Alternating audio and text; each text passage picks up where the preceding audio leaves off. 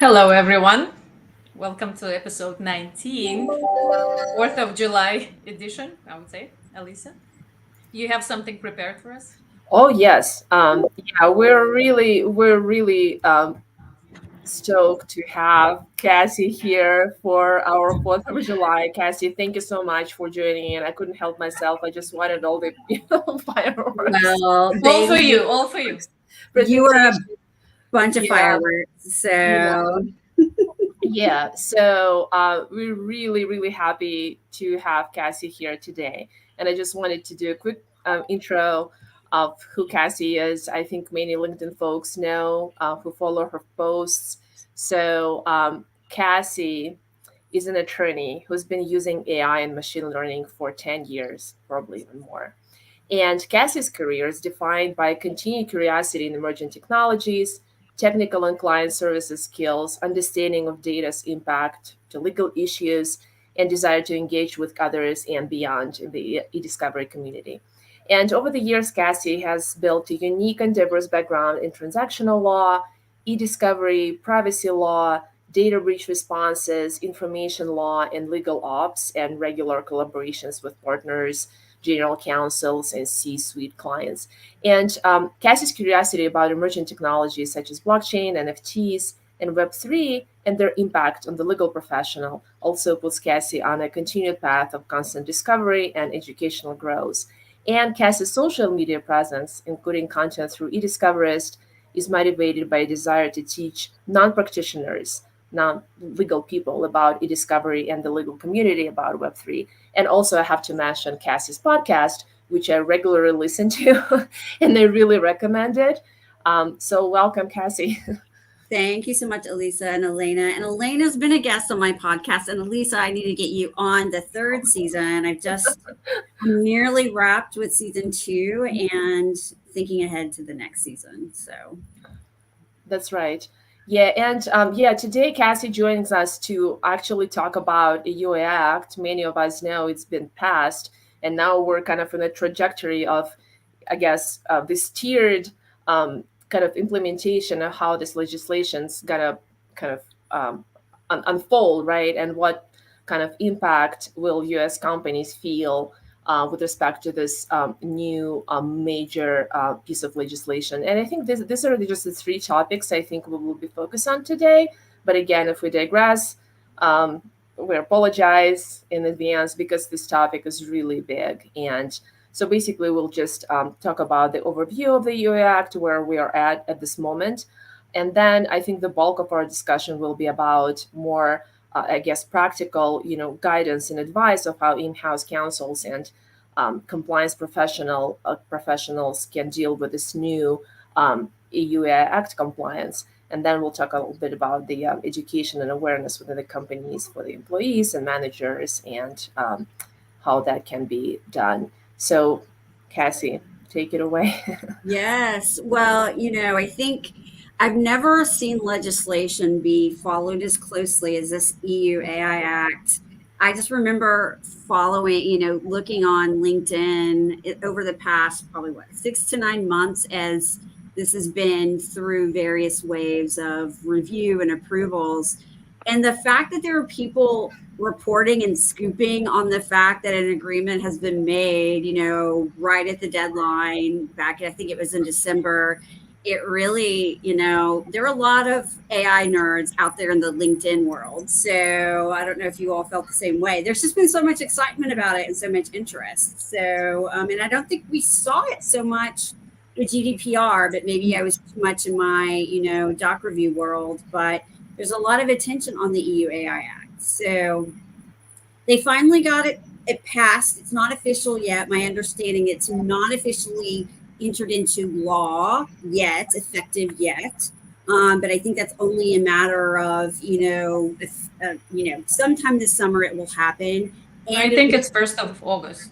1st of August, and then it'll roll out over a phased period of 2 years. So, and for anyone who's dialing in and is not familiar, the EU AI Act has created a series of obligations for different AI systems, not companies, but specific AI systems based on 4 categories of risk that EU has identified and enumerated. And there's the unacceptable risk, meaning if your AI system falls into this category, it pretty much is not, it's not going to be able to be used in the EU unless it fits some certain exceptions. And then there's a high risk section where there are certain obligations that flow from it. I think risk management systems, quality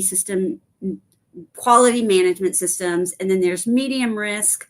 And even if it doesn't fall into any of those risks, there may still be transparency requirements. So you may not have an obligation to report or validate, test your algorithm, but you may have an obligation to be transparent to the general public in the use. And the overall focus of these categories of risk are really what's the potential harm to individuals and rights of individuals in the broad use of these AI tools. And so that's maybe a little bit different from other conversations about AI or even maybe other frameworks of AI. And just for anyone who's interested, the EU AI Act, again, it's new. It's a whole new scheme of regulatory oversight of laws. So they have recently opened an EU AI office. I think it was last month, like mid-June.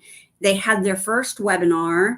I did wake up early and listen to it and wrote a little client alert for it through my firm, and I've written about it on my podcast. And really what they focused on in that first webinar was to talk about high-risk systems and the potential risk management systems and quality management systems that you may have to engage in.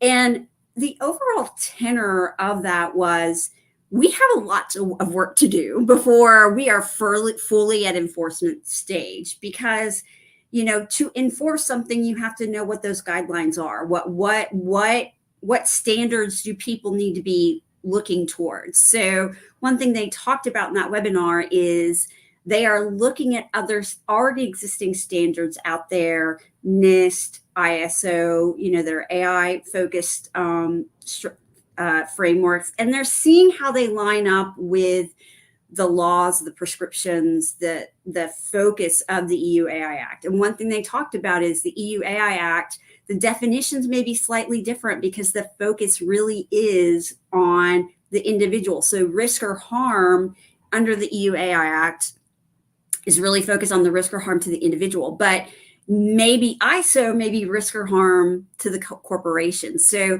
part of something that they are going to do, the EU AI office is going to do, and probably with stakeholders out there in the broader community, is assess where those gaps are and fill those gaps out, because you really do need a framework to be able to comply with some of these requirements. So I see 2024 into 2025 really a period of people doing a lot of work to figure out what those, what that operational structure will be like, those frameworks, those guidelines. And the EU AI office is hiring. I think they're going to have 140 employees, and they're having to hire from scratch. So if you're in Europe and you're interested in AI work, they have job openings there. You can sign up for updates on those. I might just be there for the job. But yeah, that's definitely a really interesting and important aspect of this AI office, and I'm really curious to see how that's going to transpire, because this is so new. And I don't think in my kind of professional career over the last 20 years, I've seen something so fresh and something that we haven't seen before. And I think that's a very exciting time. So definitely, folks who are out there, you can check out the EU AI office and see what kind of roles they have available. Yeah, because you'll get a chance to work on issues that no one has tackled before, really. Mm-hmm. And I think that's a very exciting time, to be in this domain. Absolutely. And I think that we saw the echo effect, of the EU AI Act, the language getting finalized and approved by the different, European Commission groups. And I think that was finalized, in March or April or something like that. Yeah. And it just seemed like within the following week or 2 weeks, I started seeing more jobs on LinkedIn, because we'll get, and, it'll show up in your feed, jobs you may be well suited for. And I was seeing a lot more AI related jobs. Whereas, I think at the beginning of the year, the end of 2023, the beginning of 2024, you really weren't seeing too many jobs that were legal AI, focus AI, governance, AI compliance. But I saw that as a bit of maybe a catalyst for more interest because, even if your company is not based in the EU, if your products reach into the EU, you are going to have to be compliant with the EU AI Act. So I think it's creating a lot of awareness, and we're starting to see states and local jurisdictions here in the US maybe model their own laws, policies, act in a similar way to what the EU AI Act has done. Again, a risk-based model that may have certain requirements for it based on, the different category that it falls under. So yeah, there's that's I think an important element of it. And of course, what we're seeing in the U.S. is President Biden probably, from a broad federal level in the U.S. We don't have a federal AI Act. We don't even have a federal Privacy Law Act at this point. But President Biden last fall, October 30th, 2023, I don't know why I remember that, but I do remember that, he published an executive order on AI. And what that did was kick off a lot of activities within the executive branch. And some of those include, NIST being very focused on building out. They'd already published an AI risk management framework, but they did that, I think, in early 2023, but they're continuing to build on that. They've developed, I think, 5 different working groups to focus on distinct issues regarding AI. Some of it is, I think, like red teaming. Some of it's about deep fakes. Some of it's about, access to resources. And those working groups are going to focus on issues that are in the same spirit as the EU AI Act, where there is a concern of, rights of individuals, potential harm to their individual rights, and also, being sure that innovation is encouraged and small businesses are able to access, and benefit in this, transformative period of, technological growth. So I know back in, I think, April, NIST published 4 more publications on various issues. There's one on synthetic materials that's particularly interesting. So, even if you're like, I have a US-based company and I don't touch EU at all, if you're in that category, but you want to start thinking about how you tackle the potential for AI compliance, you can look at the AI risk management framework, that NIST published, and use that as maybe a starting point. But overall, that EU AI Act has really been a catalyst, and it didn't start last year. Like, this has been in the works for a while. It just, the stars seem to align that it was, in the final stages, to be honest, whenever generative AI started to get so popular. And it's not just about generative AI, it's about all AI systems. So it's like everybody's been saying 2023 was the year, AI, ChatGPT, everything exploded into the public consciousness, the Pope and the puffer jacket, all the cute pictures, everybody's kind of just playing around with stuff. Right now, 2024, we're actually 6 months into 2024, and things are getting serious. People are started to take it seriously. And even from my conversations with startups and this small business owners who are considering to implement this technology, they are already thinking about the legal aspect of it. How do we integrate that from the get-go versus just let's start using this technology, and then if something happens, we might need your help, kind of thing. Because a year ago, literally, my conversations, not necessarily with the same people, were, the EU AI Act won't apply to us. Even if it will, we're 2 years out. Doesn't matter. Everything is good. So right now, people have started to wake up to reality, and I think it's a good thing. Yeah, I agree completely. And I think it's the combination of the EU AI Act and President Biden's executive order. And part of that executive order, he's requiring, I think, every agency in the executive branch to hire a chief AI officer. So that's a lot of hiring that has to be done. But you can even go to AI.gov and you can download the use cases of all of the ways that AI, machine learning, generative AI is being used by the federal government. Like they track all of that, and you can download it. And so if you think, oh, the federal government, they're so behind the times on technology, they're never going to use AI. They already are. So I think like that is a really a great tool to be able to use, a piece of information of, the government is really kind of starting to take this seriously of how they can integrate some of these tools. Department of Homeland Security has been very, talked a lot about that. We've had NIS and the EEOC as well. They're saying, hey, if there's bias out there caused by an algorithm, it's still potential for a discrimination claim. So, and we're starting to see that. And that's probably an operational use of AI that's been around for a while. Again, it's not generative AI so much, but it's AI being used to maybe identify people to interview or people to promote. And, the risk for bias there, and it's because of maybe the underlying training data, the latent biases from our own, human, selves that's feeding into that. So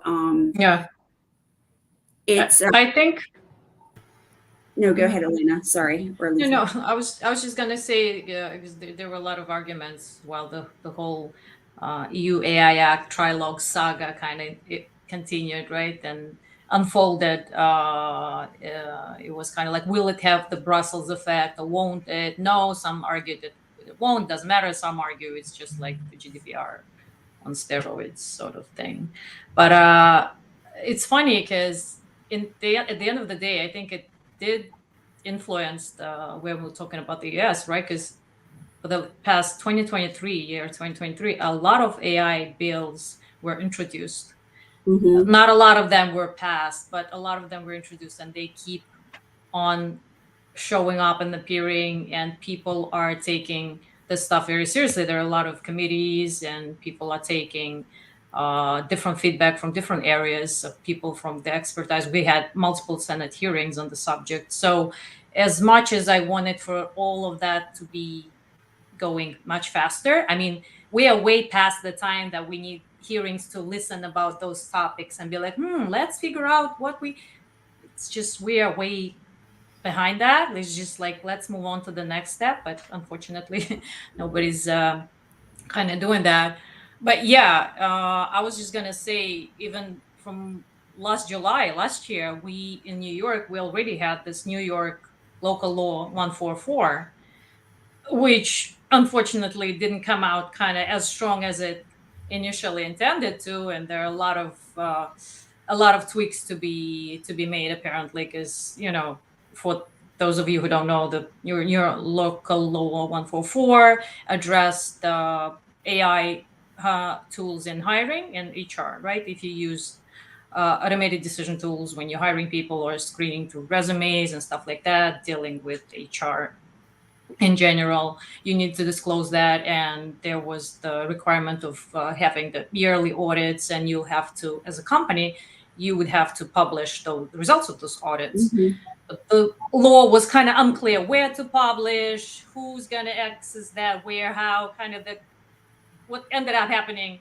A lot of companies sort of compliant, but sort of didn't. And they did the audits, but they never published the results, or published the results kind of just hidden somewhere on the website. So big mess. But again, people were already, even a year ago, right? They were starting to think about that. And again, like you said, Cassie, US is a mess, is a patchwork of just different laws all over. US is all over the place, and it's going to get even worse.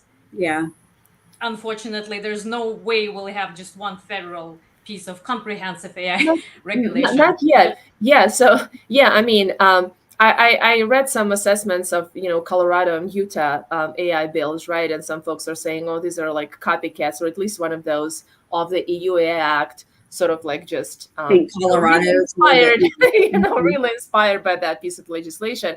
And also, Elena, you just posted a few hours ago regarding this new California Yeah. bill they just passed, and one of the senators that actually introduced that was Senator Winner. He used to be San Francisco supervisor of my district in San Francisco. So yeah, we used to go to like community meetings with him in our local school. It's a small world. Well, I mean, he's kind of on top of things, but yeah, that's also very interesting. I mean, and as you mentioned, Elena, the Brussels effect as well. So I don't know, Cassie, like, what do you think about this, like Colorado and Utah bills that just popped up this year? I think that the Colorado bill got a lot of attention, more so I think than Utah, but Utah came out first and it's already in effect. Like it was passed, I think, in March and it came into effect in May, unless they delayed the effective date. Mhm. And you don't see many people talking about it. And it has fairly broad, so that's really focused on consumers. It's a Consumer Protective Act. It's the Utah AI Policy Act, if I recall correctly. And if a company is using, excuse me, generative AI to engage with a consumer, they have to disclose it at some point. And if the user of the company has to be licensed in some way, then you may have to preemptively disclose, like the chatbot you're engaging with is generative AI.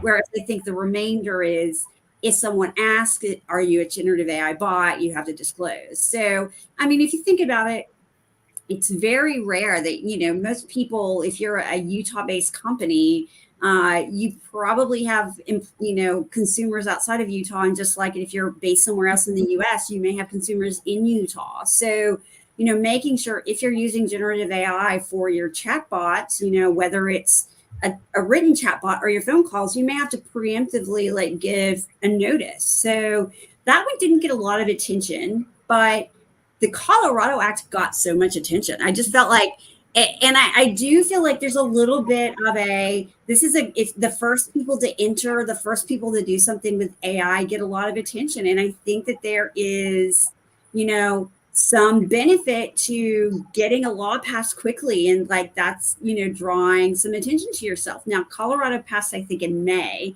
and it is similar to EU AI Act, where it has requirements for high risk AI systems, like definitions there, but it doesn't go into effect until February 2026, which is somewhat similar to the full effective date of the EU AI Act. Yeah. That's why I brought it out, because that's what people were saying. It's like, oh,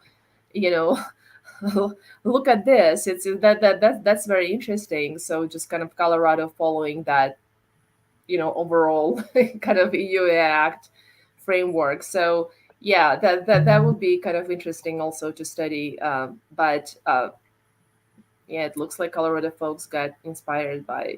Yeah, and I haven't lined up the definitions to see how they compare. I haven't had a chance to do that yet. It'd be interesting to see it. But Colorado also recently, didn't they update their privacy law where brain activity? Oh yes, the neurotech stuff. Yeah, that's fascinating to me, because I'm finishing up the book by Nita Farahani. She's a law professor at Duke and also the neuro tech aficionado, you would say. So that's exactly what she was talking about, and that was very interesting to me to see how Colorado's kind of leading the way in that regard. So that's a little digression, but I think it all kind of falls, because we're talking about again, the focus of the EU AI Act being on individuals, right, and the individual rights and like consumer protection and things like that. So I think that the Colorado, like, doing all of those things, along with the your neuro data protection, that's kind of falls into that mindset, I think, into that kind of a framework as well. So yeah, that's kind of a fascinating stuff. So yeah, and I just wanted us to kind of move forward and just talk about some of the practical steps, as as we discussed like earlier, regarding for in-house professionals, right, in the U.S. companies. what that compliance process could look like. How do you start? Like, where do you even like start thinking about it? What would be your steps to prep yourself for possible, compliance processes with the for the EUAI Act? So, Yeah. Cassie, you want to elaborate on that? Yeah, my recommendation is treat 2024 as the year you clean your house. You get your house in order, right? So there's some maybe ambiguity about how the enforcement will really be seen in real life with the EUAI Act. And I don't think any legal department or any corporation wants to spend money on something where they don't know if that what they did was needed or necessary or done based off of criteria that will be blessed and recognized, right? So I think at the very least, what companies can do this year, if they haven't done it already, is have an AI mapping exercise. So the concept of mapping came to my attention, maybe 10 years ago or whatever, with GDPR and the concept of data mapping, knowing where your data is and the flow of that data to know what sort of data privacy law compliance you may have to adhere to. And I think that this is very similar in that the EU AI Act, again, it's not just about generative AI, it's about AI systems, very broad, and some of which have been in use, business to business or business consumer for years now without any sort of oversight. And that's changing. And I would say that it's probably rare for a legal department or a compliance department or IT department, working together, because this is a multi-stakeholder type of a job, right? Type of effort to really know what are all of the AI systems that are being used, and you might kind of know it, but you probably don't have it all tracked in one location. And I think going and not just maybe talking to IT, but also like going to all of the key stakeholders in the core departments to really make sure, because one thing I know from e-discovery and conducting custodial interviews, there are data sources that the head of IT may not realize or know about. And I think being aware of the potential for gaps in knowledge and doing whatever you can to minimize that gap of knowledge is important. And so I think, going to those stakeholders, conducting interviews, saying what tools are you using? Is there and maybe you don't just say what generative AI tool are you using, what AI tool are you doing, but really like what softwares are you doing? How do they work? Kind of leave it open-ended and really pin down and really get your arms wrapped around those tools. And then you can start categorizing and building information around those systems that you're tracking. Maybe you're going to track, is it third party? Is it in-house developed? If it's third party, is it on-prem or is it cloud-based? What are the terms and conditions? How is it? Where does the data flow go? How are the outputs? Are the outputs or inputs used for training by the company? Is it using consumer data or not? Is it being used in a core piece of our business, or is it more of an operational? And I think once you start getting a sense of that, does it fit under any, where does it fit in the categories of risk per EU AI Act as a great just like framework to work off of?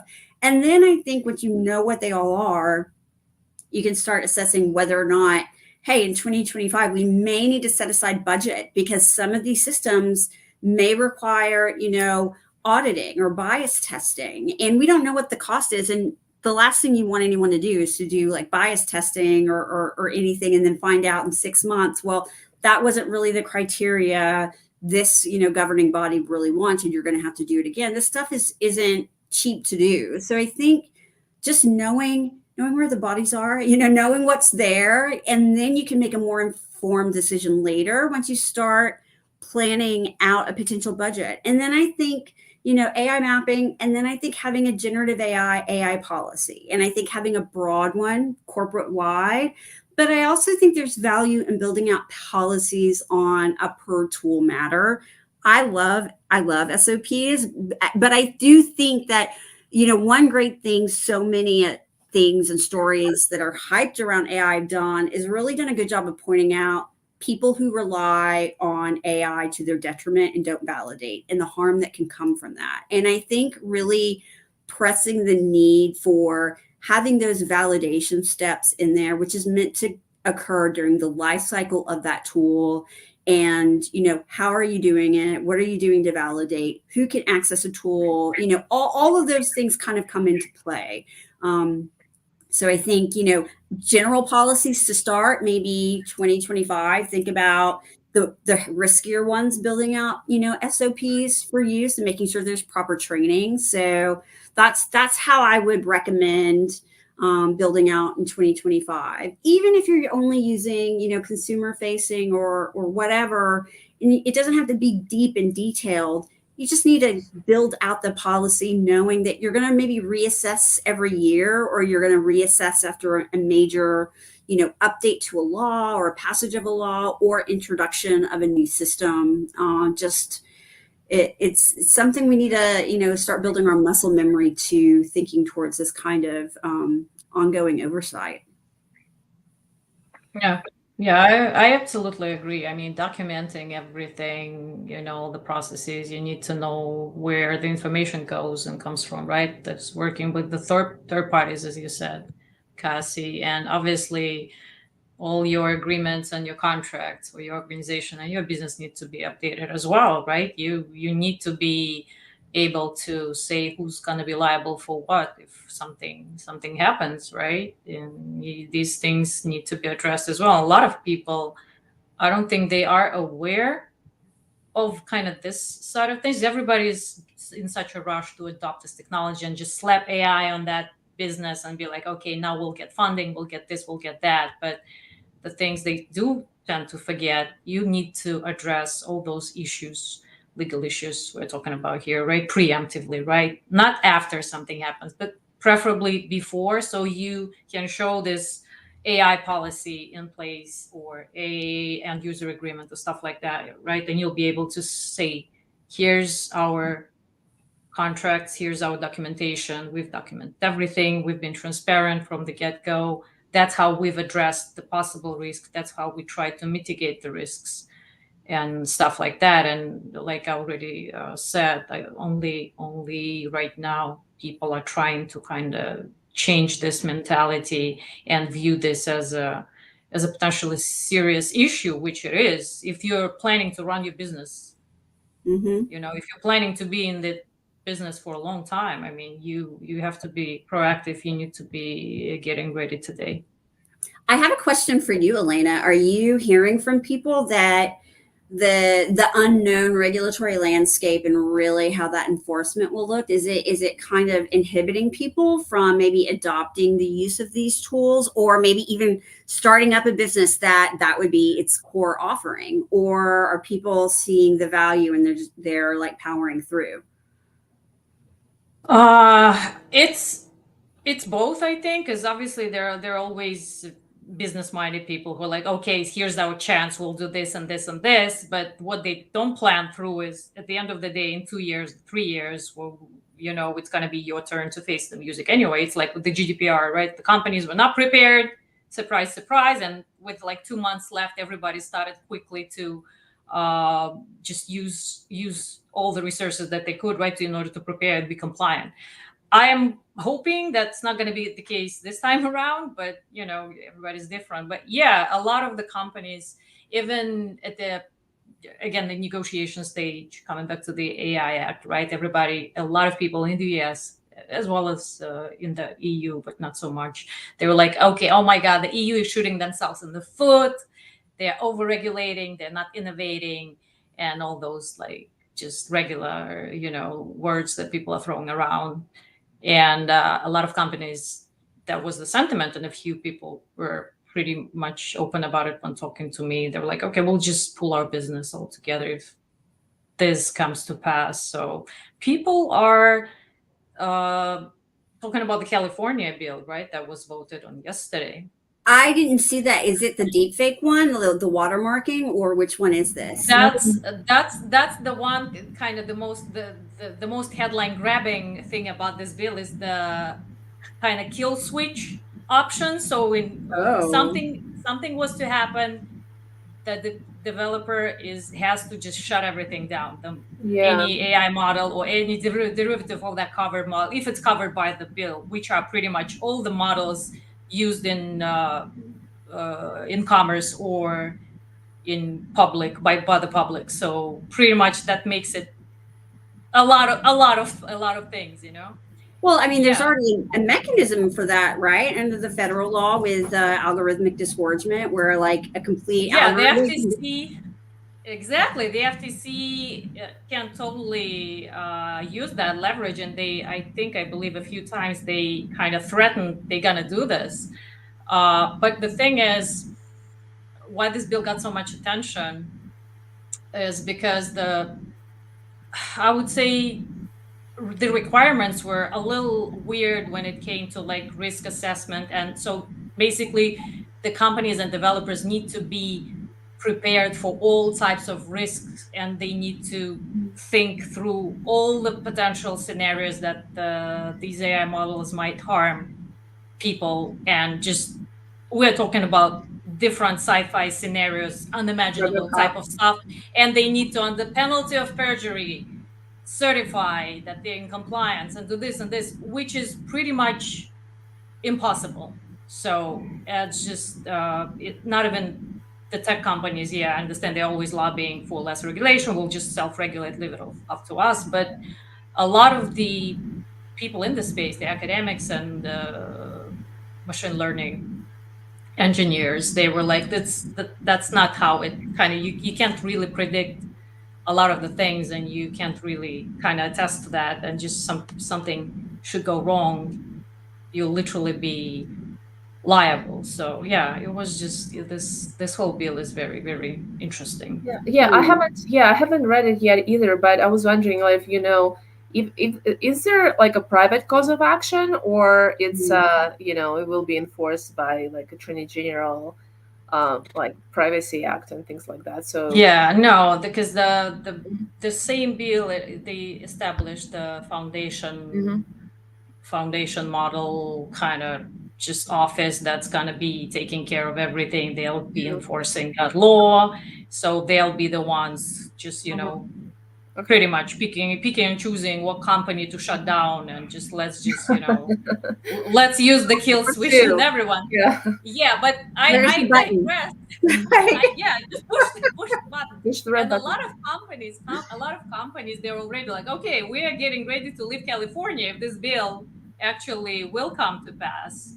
If it's going to be enforced, we are leaving this state, because I'm sorry, California and tech companies. Yeah.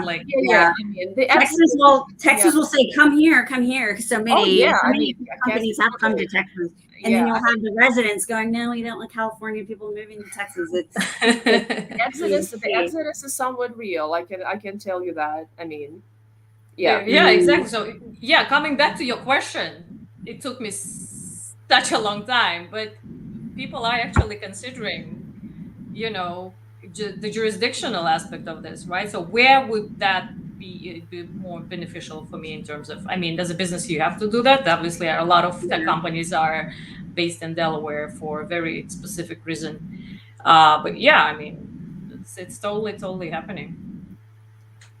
Wow. Well, I'm going to have to go read up on that. I do know that California was also trying to pass, and I don't know where it is, working its way through the system, a deep fake watermarking law that I find interesting, in that I think will be somewhat easy to get around it by bad actors, because so much of this tech is available in open source. So being able to circumvent it shouldn't be that difficult. But I believe where it is, if there will in essence be watermarking or metadata to indicate whether or not something is real or fake, and it's real if it's made by a camera, if it's fake, if it's actually had like generative AI output. This is me paraphrasing.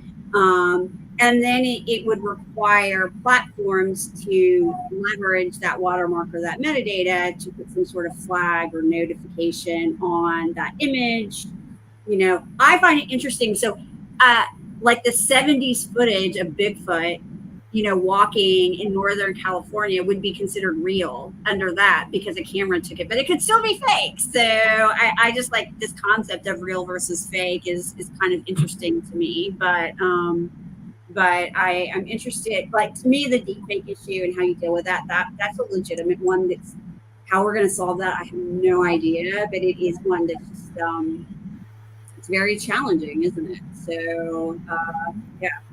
I think we had a comment, didn't we? Yes, we do. We do have a comment from Carrie saying that, to your point, Cassie, regarding data mapping and assessments and things like that, somewhat similar to these GDPR compliance processes, will also be key. And I also agree. I just also wanted to say about policies, because I've been in open source governance for like 14 years, and it's a lot. Like a lot of process is actually centered around the policy and compliance processes. And I think that with the EU AI Act compliance, if we get to that, I think that updating this policy and re-evaluating them even every 6 months might not be enough, because everything is changing so fast. So Especially right now. Yeah. I feel like on a quarterly basis, you would have to come back and reassess what is happening. And also remember, Cassie, when we were discussing before this call, is something interesting that you mentioned regarding employees using AI tools, whatever they are. You cannot possibly shut down every possible website or block access, as you mentioned, to some specific tools out there or platforms, whatever they are. So you have to have some like an overarching understanding and policy around employees using those tools. And you have to, you have to educate employees as well, and how it can be done is through the managers, as you mentioned. It's going to bring the leadership in. And also, but also I think it depends on when we're talking about what kind of companies will be affected. I think there is a difference if you're a company that's actually developing those systems, or you're the company that only using the tools, or are you doing both, or are you integrating third-party IP into that? Are you developing from scratch? Possibly it's going to be a combination of all those things for many businesses. So I think it's just, I think it's just leveraging your other compliance processes as well for this like overarching AI compliance, so to speak, would also be beneficial. And identifying the key stakeholders, because that's all about that cross-functional kind of collaboration. And but it is going to be interesting. Our company has kind of, for example, has sort of this like policy for Gen AI tools. Please do not copy and paste your proprietary code into like Copilot or something, But I think folks are doing that. On many occasions, so we'll see how that's gonna play out. I do think training, and I know we talk about it a lot in education, it is so key, and it is, beating a dead horse maybe, but it is so important. I think we can't underestimate the fact that these tools are so ubiquitous, they're so pervasive, that I don't think an IT system is going to be able to effectively lock out everything, because these tools are like a new one spinning up every day. And I think when we were prepping for this, the transcription issue is a great example. And, transcribing phone calls for notes and action items, that's a great use case. But you have to be mindful about that. So are you going to use it in your enterprise system? If you're using Microsoft, that would be great. Probably your enterprise is really thought, your enterprise version of Microsoft, 365 is probably built in, protections around who can use it, who can record, who can transcribe. But people can still go and sign up for something like Otter.ai, and that tool, maybe they get it on their own. They like, I'm a busy person. I don't care if my company doesn't allow it. I need all the help I can get because I am like buried in work. I'm going to get Otter.ai. It makes a lot of sense, but they may not be thinking of, what's that data flow? Where's that data residing? Is it preemptively giving notice to all attendees that there's a, potential recording for transcription happening? But at least with Otter.ai, it dials in as a separate participant. So you can see, as the owner of a meeting or a participant in the meeting, you can see who is this Otter AI? And I'm not going to talk until I give my approval or talk about it. But then there are other transcription tools, machine learning, generative AI, that are just web browser extensions and may not disclose to people that it's recording or it's transcribing. And then you have, where is that being saved? Is there confidentiality privilege issues? Is there potential wiretapping issues because you're not disclosing to all people and getting approval? So, and I think people don't realize I'm trying to make my life easier and I might be breaking the law to do it. And I think this is really where, talking to people, having training, it doesn't have to be a 30-minute training. It could be a 15-minute quick bite. Like this is a really not great scenario. Getting that buy-in from managers. Anytime I manage people, I would have regular meetings and we would talk about like, these are wins, these are things you should keep an eye out for. That would be something I would reiterate. Like, this can be a powerful tool if you want to use it. Like, let's talk about it and see how we can use it and maybe get approval for it. You don't want people going rogue. If you have a completely no bar, no training, nothing, you're just saying prescriptively, no one can use generative AI in this company.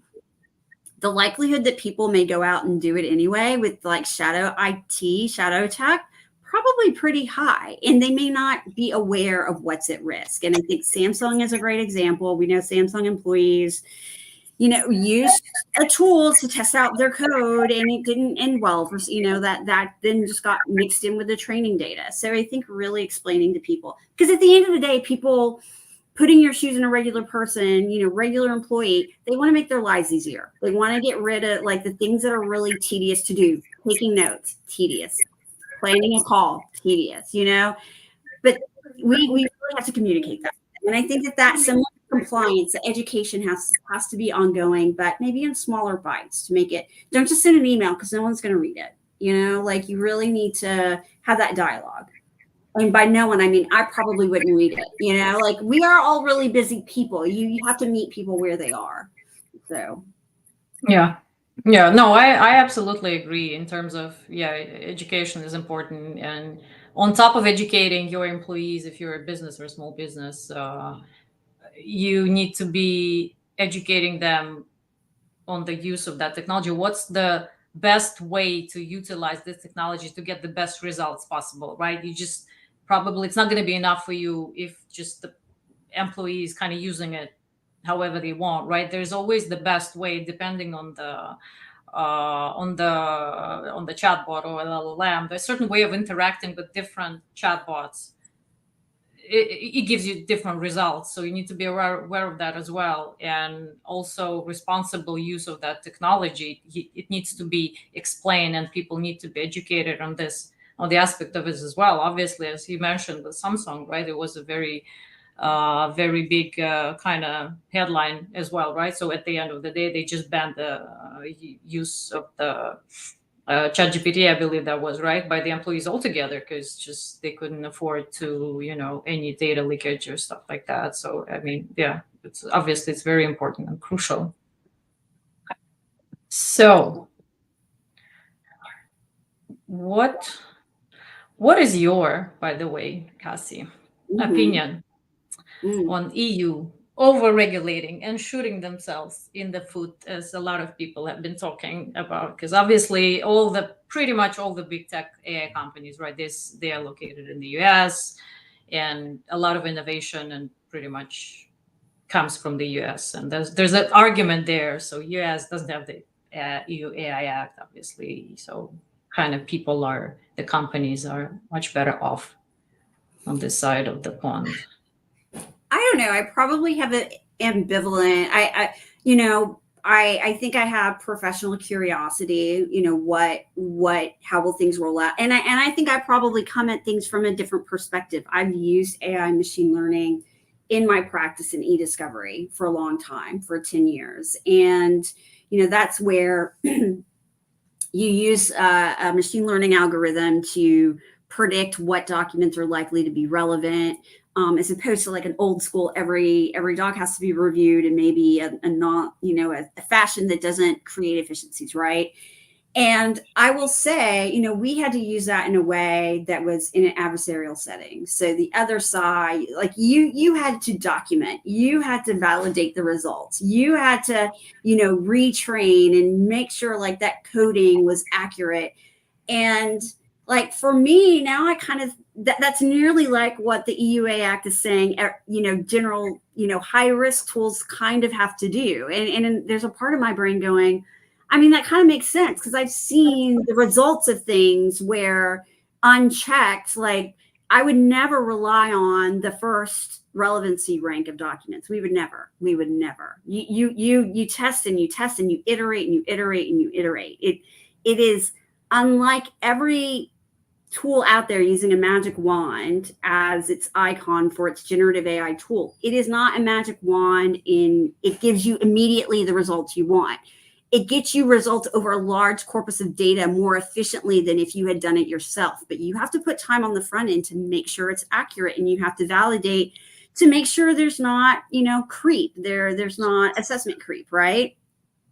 So for me, just stepping back, it makes sense to me because like the thought of using AI machine learning and not validating, like that just wouldn't fly. We would never be okay with that. And that's why I'm probably more keen on for these tools, build out those SOPs and document. That's what we have to do. When we use AI, it's like, if you're going to use this tool, this is what you have to do to be able to use it. And you may have a reckoning. The other side may go, is that really right? And if you think, it kind of makes sense to me because in some ways, and as far as like, is it over regulating? Is it putting too much burden? I don't really have too much of an opinion. It's hard to say because we don't really know how it's going to be enforced. So, maybe if what it does is it gets people to self-monitor and maybe be more critical of these tools that we know we have an automation bias towards assuming it's correct because a machine created it. But as someone who's looked at data a lot, data is messy. It's not clean. It's not perfect. It's not pristine. At some point, there's points of failure. Maybe that point of failure is the data as it's getting created. Maybe it's a human inputting that data and they're not doing it consistently. And then like it gives you skewed results. Or maybe they're using a tool in a way for a specific purpose that's not well suited for that tool. So, I think, assessing the results and refining it, that makes sense to me because that's what I've had to do in my own practice for so long. Yeah. So. Yeah, I was just gonna say, because you're like, it just makes perfect sense to me. How could you not? But a lot of people will disagree with you Right. on pretty much everything, right? It's just we've had a ton of not a ton of cases, fortunately, but a lot of people out there who just assume whatever the output is just gospel. And we've had cases with attorneys filing briefs and just, again, I've repeated that I think several times everywhere to people. But the cutest part of that case, at the Avianca case, was the attorney asked ChatGPT, is this true? You're not lying to me. I can't help with my eyes rolling. Like I was it was like anecdotal. And of course the response I could not believe this thing. It's like, you have 30 years of litigation experience? Man, yeah. Like, yeah, he did that. As a lawyer, aren't you supposed to be like skeptical about things? You should be reading it.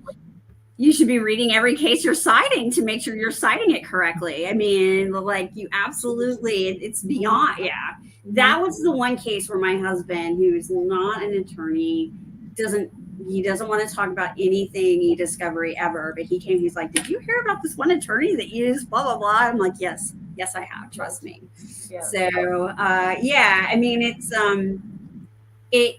there is the inclination just to believe whatever the machine tells you, some people. And I think those of us who use technology, we can start going, but really, let me make sure. And so, some of these tools are being used to make major decisions that affect, people's rights. So I think some mechanism for validation, there's value to that, I think. But again, how do I think they're over-regulating? I don't know. I had Alan Weileman on as a guest of mine my podcast, and he is a data privacy, data security specialist. And one thing he talked about with GDPR is, the public will can possibly redirect like how strict, the enforcement will actually be. And if it means we're going to take your fun toys away because it's not compliant with the EU AI Act, they may hear from the public that that's not what they want, and they may adjust their course. So there could be some of that happening. If the reality is, I don't get to play with this thing or use this tool that I really like, they may get enough, noise from people that they recalibrate and retrain themselves. So, yeah. No, I mean, yeah, we'll see how it's going to unfold. Obviously, it's going to take years for us to just comprehend just the extent of it all. But I mean, in terms of fines, 7% of your global turnover, it sounds not bad to me. I mean, it's going to be a good incentive for companies to at least take this seriously. And we're talking about millions of dollars, obviously, if you're a global company, right? So, I mean, fun times definitely to be an attorney in the space. Yeah, the idea that it's going to take jobs away, I mean, it may take some jobs away, but I believe firmly that it's going to create far, far more jobs on topics that we've talked about offline, like postmortem mortality rights or publicity rights or digital asset management, some of these things that, how are we going to deal with it in legacy planning, a practice of law that is not very like tech forward, trust and estate planning. It's going to be dealing with some interesting assets and how to manage that. So plus deep fakes, like so many things, we have a lot of work ahead of us for sure. No, 100%. I was just quickly wanted to veer off completely from the topic and say that, isn't it funny how about when ChatGPT just came out, everybody was playing around with it. It was so novel. Oh my God, that text, it responds to me and it comes up with those poems in the style of this and this and that. Everybody was fascinated with that. But as the models kept proliferating, right, we have Llama, we have ChatGPT, Perplexity, we have Anthropic, and all the all the stuff being, and they are pretty much at this point more or less the same, right? In terms of output, in terms of the text that you get, you can try them 6 ways to Sunday, but like just the output in terms of the wording and stuff, it's going to be pretty generic. But that comes with experience, right? So a year and a half, almost 2 years in, and people are starting to distinct that they have this specific kind of like robotic responses. It doesn't matter what text you generate, right? It still has this thing. So the argument I've heard, and it kind of stuck with me, is like, how about LLMs will actually force us into being more creative in terms of how we write and how like it's only like it's my voice, right? Remember, Cassie, we were talking about your newsletter and how you do it, and you're like, I want it to be my voice. I will never use any chatbots to kind of help me write, and like let's brainstorm ideas on how you might write that content, right? And we were agreed on that. I'm like, this is my voice. It has to be my voice. So how about this gonna make us even look for that authenticity, and like other people even more? I think getting away from this. Yeah, no, I completely agree with you. I love this topic. And this is something my husband and I actually talked about. I had him as a guest on my podcast. Again, he's an artist and he's very much not into tech. But I do think that a lot of text from generative AI has a certain patina, certain vibe. And I think a lot of generative AI art, it does as well, unless it's a really, really someone who really knows how to prompt. And let's not understate the grasp and knowledge of the English language or whatever language to be able to effectively get things beyond things. Plus it's gonna have to take like a few dozens and hundreds of prompts to get to a lot of iterations. But we are talking about just in terms of generating. Right. I do think that at a baseline, someone just a general user, someone who's on an aficionado at it, I think that content is going to become more common. because again, we're all busy, so low value writing, we're going to use a friend to do it, right? If we have a lot of other things to do. I think human authored content that really shows that unique personality, that's going to stick up and that's going to rise above the surface. And I think And the typos. Yeah. right, Guys, typos, the and I typos think, will be like the watermark. Like this one. right. It's really like a form of like written brutalism, it's like that kind of like grossness, error, or whatever, like Yeah. that marks it as human, or that Japanese art, like if it's broken and they put it back together and Yeah. Oh, there's that's the When- special. yeah. right. Yeah. And I Yeah, think, I think, yeah, sorry, yeah, I thought it was like this topic actually deserved the whole talk. right. We can talk about this. I can talk about this for 2 hours. Like, I just think that human authored content, it's obviously like, I think it's going to be more in demand. And I think that, and this is really where like having that validated with some sort of like blockchain provenance system. And I think we're going to want to go to platforms where we can know that that content has validation of human created authorship, and maybe not for everything, but there is just like a sameness that happens, because what it's doing is these tools are predicting what it wants you to hear. And I don't go to a movie to watch something that tells me exactly what I expect. I want to go to a movie and be surprised. I want to like be like, what the heck just happened here? And I think like that's really where our human creativity and spark will rise and may be seen as more valuable. But hopefully, that's my hope. So Yeah, let's circle back to this in the Yeah. episode. Yeah. I know we're out of time. So yeah, I just wanted, Cassie, I wanted to thank you. Thank you so much for joining us before the 4th of July. I know it's a weird week. Yes. But yes, totally. Thank you so yeah. much. Yeah, and as always, I will tune into your podcast. I know you have a new episode just now, so thanks so much. And folks who are listening to us, I think, our next episode will be on August 1st. Yep. If I'm not mistaken, so we will announce that. And thanks again, and we'll see you soon. Thank you so much, Cassie. I thank you. Thanks, Thank you. everyone. I appreciate it. Thank you. Thanks.